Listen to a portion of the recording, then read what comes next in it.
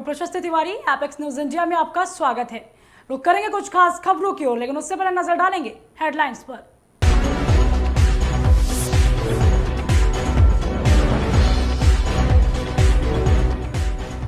दिल्ली बवाना में प्लास्टिक का दाना बनाने वाली फैक्ट्री में लगी भीषण आग, दमकल की 15 गाड़ियां पहुंची।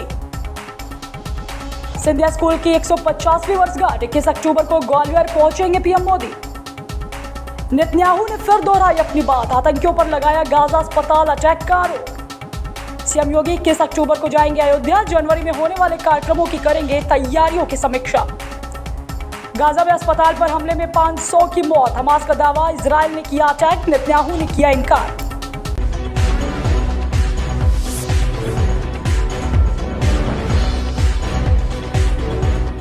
रुक करेंगे खास खबरों की ओर। केंद्रीय गृह मंत्री अमित शाह आदिवासी युवा आदान प्रदान कार्यक्रम के तहत बुधवार को आदिवासी युवाओं से रूबरू होंगे। इस कार्यक्रम का उद्देश्य चयनित राज्यों व जिलों के आदिवासी युवाओं को सांस्कृतिक, लोकाचार, भाषा और लोगों की जीवन शैली को समझने के लिए विभिन्न स्थानों पर जाने का अवसर प्रदान करना है। बता दें कि दिल्ली के भारत मंडपम में आयोजित होने वाले इस कार्यक्रम का उद्देश्य युवाओं को देश के विभिन्न हिस्सों में हुई तकनीकी और औद्योगिक प्रगति से भी अवगत कराना और शिक्षा, कौशल विकास और रोजगार के अवसर के प्रति जागरूक पैदा करना है। तो वहीं पर आदिवासी युवा आदान प्रदान कार्यक्रम की प्रमुख गतिविधियों में संवैधानिक अधिकारियों, गणमान्य और प्रतिष्ठित हस्तियों के साथ संवादात्मक सत्र, पैनल चर्चा, व्याख्यान सत्र और आजादी का अमृत महोत्सव के तहत गतिविधियां आदि शामिल हैं। प्रत्येक आदिवासी युवा आदान प्रदान कार्यक्रम की अवधि 7 दिन की है। हाल ही में सिक्किम में अचानक आई बाढ़ ने पूरे राज्य को तबाह कर दिया है। आज भी लगातार इसमें मरने वालों के शव बरामद हो रहे। आपको बता दें कि आपदा के लगभग 2 सप्ताह बाद अधिकारियों ने कहा है कि उन्हें 2 और शव बरामद हुए, जिसके बाद बाढ़ में मरने वालों की संख्या 40 हो गई। तो वहीं आपदा के लगभग 2 सप्ताह बाद भी 76 लोग लापता हैं। गौरतलब है कि 4 अक्टूबर की सुबह बादल फटने से तीस्ता नदी में अचानक बाढ़ आ गई, जिसने राज्य को तबाह कर दिया और इससे लगभग 88,000 लोग प्रभावित हुए। तो वही 2011 की जनगणना के मुताबिक सिक्किम की जनसंख्या लगभग 6,10,000 है, जो भारत की किसी भी राज्य की तुलना में सबसे कम है। मिली जानकारी के मुताबिक बाढ़ की चपेट में आकर मरने वाले ज्यादातर लोगों के शव पाक्योंग से मिले। सिक्किम राज्य आपदा प्रबंधन प्राधिकरण के मुताबिक जिले में पाए गए 26 शवों में से 15 नागरिक के थे, जबकि 11 सेना के जवानों के थे। बताते चले कि 4 शव मंगन में, 8 शव गंगटोक में और 2 शव नामची में मिले। तो वही अधिकारियों ने बताया है कि पड़ोसी राज्य पश्चिम बंगाल में भी तीस्ता नदी के निचले इलाकों में कई शव बहकर पहुंचे हैं। कांग्रेस पार्टी की इलेक्शन कमेटी की मीटिंग दिल्ली में शुरू हो चुकी है। इसमें राजस्थान के कैंडिडेट्स की पहली लिस्ट और मध्य प्रदेश, छत्तीसगढ़ के बाकी 146 उम्मीदवारों के नाम की घोषणा हो सकती। कांग्रेस अध्यक्ष मल्लिकार्जुन खड़गे की अगुवाई में मीटिंग कांग्रेस मुख्यालय में चल रही है। इसमें राजस्थान के मुख्यमंत्री अशोक गहलोत, राहुल गांधी, सोनिया गांधी समेत मध्य प्रदेश, छत्तीसगढ़ कांग्रेस के नेता मौजूद हैं। आपको बता दें कि कांग्रेस ने 15 अक्टूबर को मध्य प्रदेश, छत्तीसगढ़ और तेलंगाना के लिए 229 उम्मीदवारों की पहली लिस्ट जारी की थी। इनमें मध्य प्रदेश की 230 में से 144, छत्तीसगढ़ की 90 में से 30 और तेलंगाना की 119 में से 55 उम्मीदवारों के नाम घोषित किए थे। वहीं 16 अक्टूबर को मिजोरम की 40 में से 39 सीटों पर उम्मीदवारों के नामों का ऐलान किया था। 200 सीटों वाली राजस्थान की अभी कोई लिस्ट नहीं आई है। बता दें कि राहुल गांधी और प्रियंका गांधी वाड्रा आज तेलंगाना में चुनावी कैंपेन की शुरुआत बस यात्रा से करेंगे।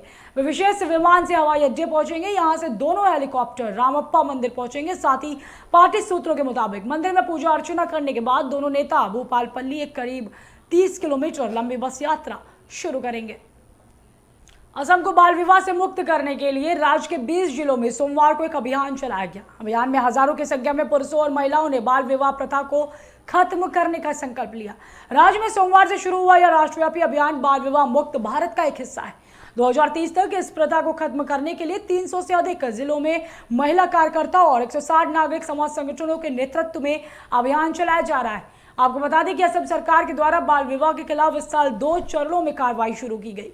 फरवरी में पहले चरण में 3,483 लोगों को गिरफ्तार किया गया था और दूसरे चरण में अब तक 915 अन्य लोगों को गिरफ्तार किया गया है। गौरतलब है कि इस साल जनवरी में सीएम हेमंत बिस्वा शर्मा की अध्यक्षता में हुई कैबिनेट की बैठक में बाल विवाह के आरोपितों पर पॉक्सो एक्ट के तहत कार्रवाई का फैसला लिया गया था।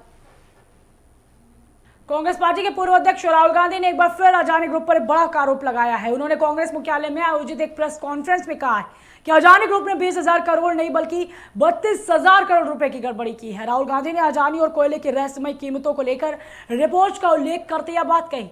राहुल ने बताया कि यह रिपोर्ट लंदन के फाइनेंशियल टाइम्स में छपी है। इस प्रेस कॉन्फ्रेंस में फाइनेंशियल टाइम्स के प्रति लहराते हुए राहुल गांधी ने कहा है कि अडानी इंडोनेशिया में कोयला खरीदते हैं और जब तक वह हिंदुस्तान पहुंचता है उसका रेट बदल जाता है, कोयले का रेट डबल हो जाता है। इस तरह से उन्होंने 12,000 करोड़ की शपथ लगाई। राहुल गांधी ने कहा कि अडानी ग्रुप ने 12,000 करोड़ हिंदुस्तान की जनता की पॉकेट से निकाला है। कोल प्राइस को गलत दिखाकर यहां पर बिजली के दाम बढ़ा दिए गए हैं और जनता के पॉकेट से पैसे निकाल लिए गए। इसको अच्छी तरह देखिए, ये दुनिया का एक सबसे जरूरी फाइनेंशियल न्यूज़पेपर है, फाइनेंशियल टाइम्स ऑफ लंदन। इसमें Adani and the mysterious coal price rise, लंबी कहानी है। पहले हमने 20,000 करोड़ रुपए की बात की थी और सवाल पूछा था ये पैसा किसका है, कहां से आया। अब पता लगता है 20,000 करोड़ का फिगर गलत था, उसमें 12,000 करोड़ और ऐड हो गए हैं, तो अब टोटल फिगर 32,000 करोड़ का हो गया है। विधानसभा चुनाव से पहले कांग्रेस नेता राहुल गांधी और प्रियंका गांधी वाड्रा तेलंगाना का दौरा करेंगे। कांग्रेस नेता के इस दौरे पर बीआरएस एमएलसी की कविता ने प्रतिक्रिया दी। उन्होंने राहुल और प्रियंका के इस दौरे की आलोचना करते हुए राहुल गांधी को इलेक्शन गांधी कहकर पुकारा है। तेलंगाना में विधानसभा चुनाव से पहले बीआरएस एमएलसी की कविता ने कांग्रेस पर सवाल खड़े किए हैं। उन्होंने राहुल गांधी और प्रियंका गांधी के तेलंगाना दौरे पर निशाना साधते हुए कहा है कि तेलंगाना में चुनाव का माहौल है। कांग्रेस सांसद राहुल गांधी और महासचिव प्रियंका गांधी आज यहां आने वाले, वे यहाँ विभिन्न योजनाओं की गारंटी देने के साथ कई झूठे वादे करेंगे। वे कभी वो नहीं करते जो कांग्रेस पार्टी करती है। मैं राहुल गांधी को इलेक्शन गांधी कहना चाहूंगी क्योंकि वे केवल चुनाव के दौरान ही राज्यों का दौरा करते। बता दें कि कांग्रेस नेता राहुल गांधी और प्रियंका गांधी वाड्रा 23 नवंबर को होने वाले विधानसभा चुनाव के लिए बुधवार को बस यात्रा के साथ पार्टी के अभियान की शुरुआत करेंगे। इलेक्शन का माहौल है तेलंगाना में, तो हर एक पार्टी तेलंगाना में, खासकर निजामाबाद जो मेरा पार्लियामेंट सेगमेंट है, यहाँ पे आ रहे हैं। उन सब का स्वागत है। ये सारे पॉलिटिकल टूरिस्ट है, आएंगे और जाएंगे, लेकिन तेलंगाना के लिए वो क्या कुछ करते हैं कभी क्लैरिटी से नहीं बताते हैं। यहाँ बीजेपी के वरिष्ठ नेता आए थे, सारे नेता आए थे, उन्होंने तेलंगाना के लिए कुछ नहीं किया। और अभी राहुल जी और प्रियंका जी आज आने वाले हैं, वो गारंटीज दे रहे हैं, अलग अलग तरीके के झूठे वादे यहाँ लोगों को कर रहे हैं, लेकिन वो कभी भी जो कांग्रेस पार्टी कहती है उन्होंने किया नहीं है। तो तेलंगाना की जनता ये जानती है कांग्रेस पार्टी एक धोखेबाज पार्टी है। कांग्रेस पार्टी जो अपने बात करते हैं उस पर कभी करा नहीं उतरते। भारत पाकिस्तान बॉर्डर पर पाक रेंजर्स की तरफ से फायरिंग की गई है, जिसमें 2 बीएसएफ जवान घायल हो गए। बॉर्डर सिक्योरिटी फोर्स प्रो के मुताबिक यह घटना इंटरनेशनल बॉर्डर पर सुबह 8:15 बजे की। घायल बीएसएफ जवानों को अस्पताल में एडमिट कराया गया है। इसके बाद अर्निया सेक्टर में तैनात भारतीय जवानों ने भी फायरिंग की है। बताते चले कि 2021 में दोनों देशों के बीच हुए शांति समझौते के बाद सीज फायर उल्लंघन की यह पहली घटना है। तो वहीं सेना के अधिकारियों ने बताया है कि बीएसएफ के 2 जवान बिजली के खंभे में चढ़कर लाइट ठीक कर रहे थे, तभी पाकिस्तानी रेंजर्स ने गोली चला दी। यह इलाका बॉर्डर से करीब 60 मीटर और सीमा चौकी विक्रम से करीब 1500 मीटर की दूरी पर स्थित है। आपको बता दें कि भारत और पाकिस्तान ने 25 फरवरी 2021 को युद्ध विराम समझौते पर हस्ताक्षर किए थे। दोनों देशों ने घोषणा की कि वे जम्मू कश्मीर और अन्य क्षेत्रों में नियंत्रण रेखा पर युद्ध विराम पर सभी समझौतों का सख्ती से पालन करेंगे। तब इस्लामाबाद और नई दिल्ली में जारी एक संयुक्त बयान में इसका ऐलान किया गया था। तेलंगाना में विधानसभा चुनाव की तारीखों के ऐलान के साथ ही सियासी हलचल तेज हो गई है। सभी दलों के दिग्गज नेता चुनावी कार्यक्रमों में ताकत झोंक रहे हैं। भाजपा भी तेलंगाना में अपने पैर जमाने के लिए लगातार प्रयास कर रही है। पार्टी के नेता लगातार सत्ताधारी पार्टी भारत राष्ट्र समिति पर निशाना साध रहे हैं। इन सब चुनावी तैयारियों के बीच निजामाबाद से भाजपा सांसद अरविंद धर्मपुरी ने मुख्यमंत्री के चंद्रशेखर राव और उनके बेटे केटी रामाराव के मरने को लेकर बयान दे दिया।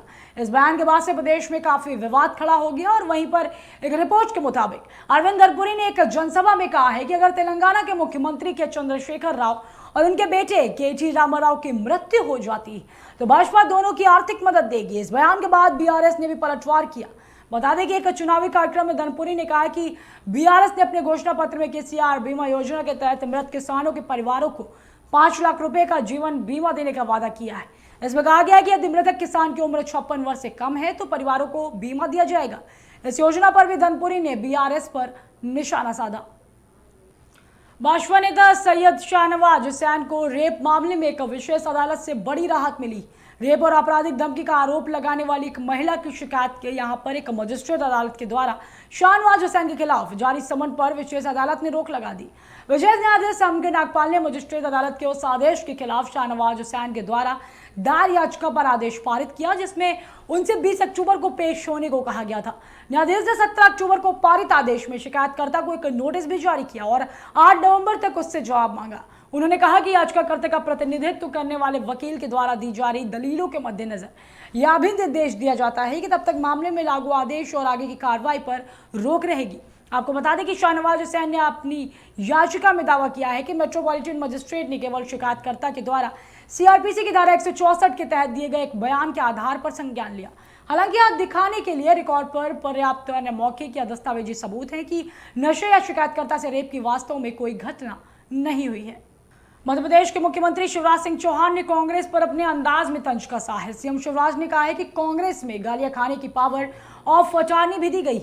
उन्होंने कहा कि कमलनाथ ने खुद खुलासा किया है कि गाली खाने की पावर ऑफ अटॉर्नी उन्होंने दिग्विजय सिंह जी को दे रखी और अभी तक वैलिड है।